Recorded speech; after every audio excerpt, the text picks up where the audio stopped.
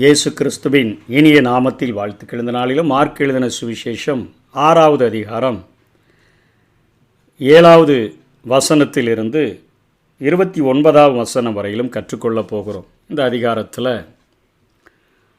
ஆண்டவர் 12 பேரையும் அழைத்து அசுத்தாவிகளை துரத்த அதிகாரம் கொடுத்து, வழிக்கு பையை ஆகிலும் அப்பத்தை ஆகிலும் கச்சை ஆகிலும் காசை ஆகிலும் எடுத்துக்கொண்டு போகாமல் ஒரு தடியை மாத்திரம் எடுத்துக்கொண்டு போகவும் என்று சொல்லி இங்கே மார்க் எழுதியிருக்கிறதை பார்க்கிறோம். ஆனால் மத்தேயுவிலே 10ஆம் அதிகாரம் 1ஆம் வசனத்திலே 9-14 வரையிலும் இதே சம்பவம் எழுதப்பட்டிருக்கிறது. லூக்கா 9ஆம் அதிகாரம் 1ஆம் வசனத்தில் 3-5 வரையிலும் இந்த சம்பவம் எழுதப்பட்டிருக்கிறது. அங்கே மத்தேயு 10:10 அங்கே தடியை எடுத்துக்கொண்டு செல்ல வேண்டாம் என்று சொல்லுகிறதையும், லூக்கா 9ஆம் அதிகாரம் 3ஆம் வசனத்திலே தடியை எடுத்துக்கொண்டு செல்ல வேண்டாம் என்று இயேசு சொல்லி இருக்கிறதையும், இங்கேயே ஒரு தடியை எடுத்துக்கொண்டு செல்லணும் அப்படின்னு சொல்லப்படுகிறதை, உங்களுடைய எல்லா தேவைகளையும் சந்திக்கிறதற்கு இயேசு கிறிஸ்து உங்களுக்கு போதுமானவராய் இருக்கிறார். பிதா யெகோவா ஈரையாக இருந்து நீங்கள் அவருக்காக செய்கிற எல்லா பணிகளிலும் அவர் உங்களுக்கு உதவி செய்வார். ஏனென்று சொன்னால் ஊழியம் கர்த்தருடையது, ஊழியம் உங்களுடையது அல்ல. உங்களை அவருக்கு அர்ப்பணிக்கும் பொழுது உங்களை கொண்டு ஆண்டவர் உங்களுக்கு பராமரிப்பையும் பாதுகாப்பையும் கட்டளையிடக்கூடியவராக இருக்கிறார் என்கிற காரியத்தை குறித்து இங்கே இயேசு தன்னுடைய ஊழியர்களுக்கு கற்றுக் கொடுக்கிறதை பார்க்கிறோம். அந்த 12 பேரை தெரிந்து கொண்டு ஊழியத்திற்கு இயேசு அனுப்புகிறதை பார்க்கிறோம். மார்க்கு அப்போ சொல்லுகிற தடி என்று என்ன என்று சொன்னால், பாதுகாப்புக்கு அவர்கள் தடியை எடுத்துக்கொள்ள செல்ல வேண்டாம் என்று சொல்லி இருந்த போதிலும் கூட இங்கே மார்க்கு சொல்லுகிற காரியத்தை வேத வல்லுநர்கள் எப்படி சொல்கிறார்கள், மேய்ப்பர்கள் பயன்படுத்துகிற அந்த வளைகோலை குறிக்கக்கூடியதாக இருக்கிறது. அதாவது அந்த மேய்ப்பர்கள் என்று சொல்லி அடையாளம் காட்டுகிறதற்காக வைக்கும்படியாக அந்த வளைகோலை அவர்கள் எடுத்துக்கொண்டு செல்லட்டும். மேய்ப்பர்கள் தங்களுடைய ஆடுகளுக்கு ஏதாவது ஆகாரங்களை பறித்து கொடுப்பதற்காக அந்த வளைகோல் கொண்டு அந்த கோலை பயன்படுத்துகிற அல்லது அந்த தடியை குறித்து இங்கே இவர் இயேசு கிறிஸ்து இந்த காரியத்தை எடுத்து செல்லும்படியாக, உங்களை அடையாளப்படுத்தும்படியாக எடுத்து செல்லுங்களே ஒழிய உங்கள் பாதுகாப்புக்கு தடி வேண்டாம். இன்றைக்கும் வாக்கிங் போகிறவங்கெல்லாம் நாயை விரட்டுகிறதற்கு ஒரு குச்சியை ஆகிலும் தங்களுடைய கரத்தில் எடுத்துக்கொண்டு போகிறார்கள். ஊழியத்திற்கு செல்லுகிறவர்களுக்கு ஆண்டவர் பை வேண்டாம், அப்பம் வேண்டாம், கச்சையில் காசு வேண்டாம் என்று சொல்லி ஆண்டவர் பேசுகிறதை பார்க்கிறோம். 2 அங்கிகளை தெரியாதிருக்க கட்டளையிட்டார் என்றெல்லாம் பார்க்கிறோம். அதே போல் நீங்கள் எங்கேயாலும் ஒரு வீட்டில் பிரவேசித்தால் அவ்விடத்தை விட்டு புறப்படுகிற வரைக்கும் அங்கேதானே தங்கியிருங்கள். எவர்களாயிலும் உங்களை ஏற்றுக்கொள்ளாமலும் உங்கள் வசனத்தை கேளாமலும் இருந்தால் நீங்கள் அவ்விடம் விட்டு புறப்படும் பொழுது அவர்களுக்கு சாட்சியாக உங்கள் கால்களின் கீழே படிந்த தூசியை உதறி போடுங்கள். நியாய தீர்ப்பு நாளிலே அந்த பட்டணத்துக்கு நேரிடுவதை பார்க்கிலும் சோதம் கொமரா பட்டணத்திற்கு நேரிடுவது லகுவாயிருக்கும் என்று மெய்யாகவே உங்களுக்கு சொல்லுகிறேன் என்று சொல்லி அவர்களை 2 பேராக அனுப்பினார் என்று சொல்லி பார்க்கிறோம். அவர்களுடைய பிரதான வேலை என்னென்னா, மனம் திரும்புங்கள் என்று பிரசங்கிக்க வேண்டும், பிசாசுகளை துரத்த வேண்டும். பிசாசின் கிரியைகளை அழிக்கும்படிக்கே தேவகுமாரனாகிய இயேசு வெளிப்பட்டாரே. ஆகவே பிரசங்கம் மனம் திரும்புங்கள் என்று இருக்க வேண்டும், பிசாசுகள் துரத்தப்பட வேண்டும். அநேக நோயாளிகளை எண்ணெய் பூசி அவர்கள் சொஸ்தமாக்கினார்கள் என்று சொல்லி பார்க்கிறோம். அதாவது இங்கே இயேசு கிறிஸ்து கால்களில் படிந்த தூசியை உதரும்படியாய் சொல்லுகிறாரே. நாங்கள் மனம் திரும்புகிறதற்கு உங்களை அழைக்க வந்தோமே ஒழிய, பிசாசுகளை துரத்துகிறதற்கு வந்தேமே ஒழிய, அநேக நோயாளிகளை எண்ணெய் பூசி சொஸ்தமாக்குகிறதற்கு வந்தேமே ஒழிய, உங்களிடத்திலிருந்து ஏதாயிலும் ஆதாயத்தை பெற்றுக்கொள்ள வேண்டும் என்பதற்காக வரல.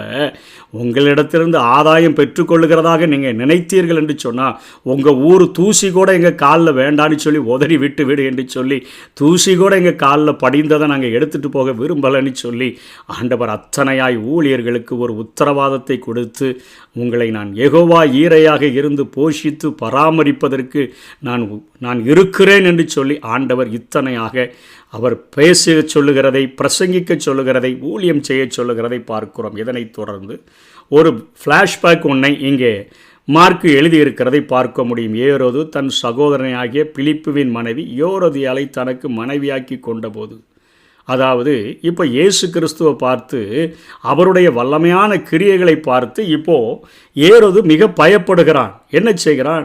நான் சிரச்சேதம் பண்ணி ஒருத்தரை கொண்டு போட்டேனே யோவான், அவர் இப்போ மரித்தோர்லேருந்து எழுந்தார் என்று சொல்லி இயேசு கிறிஸ்துவை குறித்து தவறாக புரிந்து கொண்டு கலங்குகிறான். அது எதற்காக கலங்குகிறான், என்ன ஏரோது செய்திருந்தான் என்கிற ஒரு ஃப்ளாஷ்பேக்கை இங்கே மார்க் எழுதுகிறதை பார்க்கிறோம்.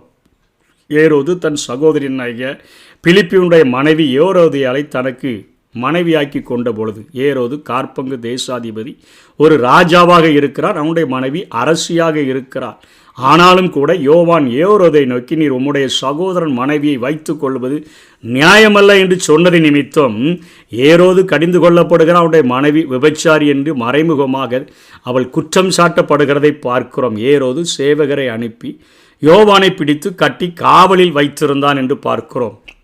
ஏரோதியாலும் அவனுக்கு சதி நினைத்து அவனை கொண்டு போட மனதாயிருந்தால், மனசுலே வச்சிருந்தா, என்னை பார்த்து ஒரு அரசி என்று கூட பார்க்காம என்னை அவன் ஒரு விபச்சாரி லிஸ்ட்டில் வச்சிட்டானே, அவனை எப்படியாவது அழிக்க வேண்டும் என்று சொல்லி என்னுடைய போதனைக்கு என்னுடைய வழிகளுக்கு ஒத்து போகாமல் என்னோடு கூட சேர்ந்து நடனமாடாமல் இவன் ஒரு சிங்கத்தை போல கெர்ச்சிக்கிற வார்த்தைகளை பேசி பரிசுத்தத்திற்காக இத்தனை வைராக்கியமாய் இருந்து விட்டானே என்று சொல்லி அவளை கொண்டு போடுகிறதற்கு அவள் மனதாய் இருக்கிறதை பார்க்கலாம். ஆகிலும் அவளால் கூடாமற் போயிற்று. அதை நின்றவென்றால் யோவான் நீதியும் பரிசுத்தம் உள்ளவன் என்று ஏரோது அறிந்து அவனுக்கு பயந்து அவனை பாதுகாத்து அவன் யோசனையின்படி அநேக காரியங்களை செய்து விருப்பத்தோடு அவன் சொல்லை கேட்டு வந்தான். சிறையில் வச்சிருந்தா கூட ஏரோது அவனுக்கு பயந்து அவனை சிறைச்சாலையில் கூட அதிகமான பாதுகாப்பை யோவான் ஸ்நானனுக்கு கொடுத்து அவன் யோசனையின்படி அநேக காரியங்களை செய்து மனைவியை திருப்திப்படுத்துகிறதுக்கு சிறையில் போட்டிருக்கிறான். ஆனால் அவன் விருப்பப்படி அவன் சொன்ன காரியங்களை செய்து வந்ததை பார்க்கிறோம். பின்பு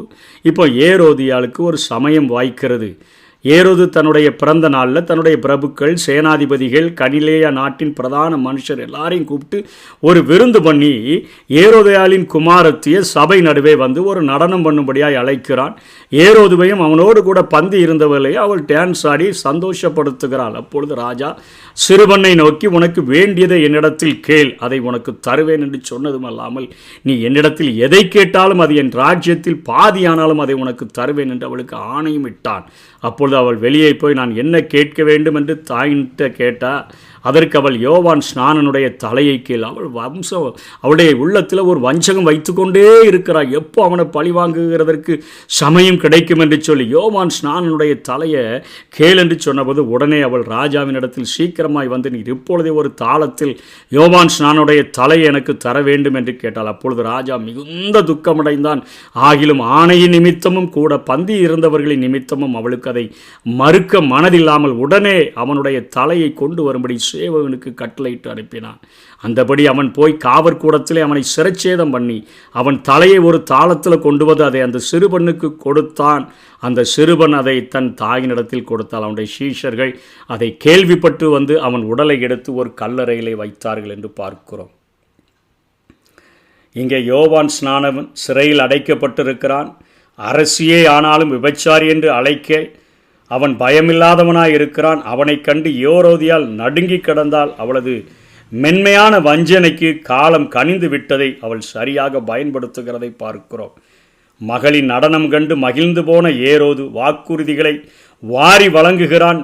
திணறிய சிறுமி தாயிடம் சென்று கேட்கிறார். யோவான் ஸ்நானனின் தலையை கேட்டாள்.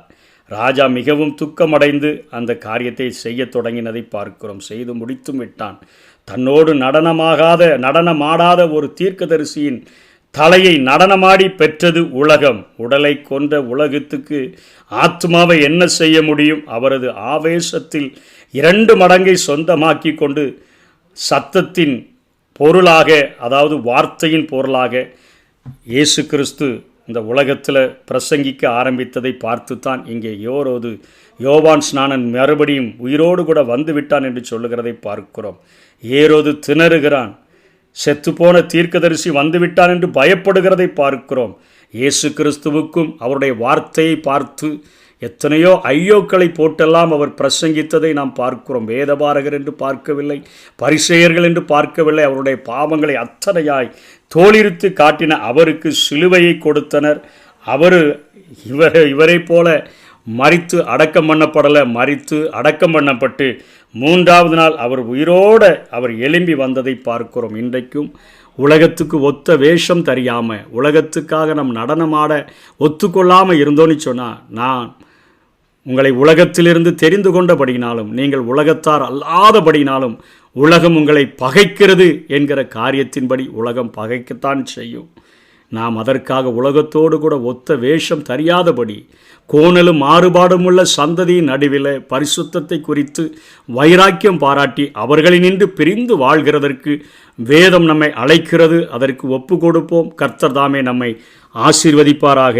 ஆமென். கோணலும் மாறுபாடுமான உலகத்தில் குற்றமற்ற குழந்தைகளாய் வாழ்ந்திடுவோம். கோணலும் மாறுபாடுமான உலகத்தில் குற்றமற்ற குழந்தைகளாய் வாழ்ந்திடுவோம். ராஜா வருகிறார், விரைவில் வருகிறார், ஆயத்தம் ஆயத்தமாவோ.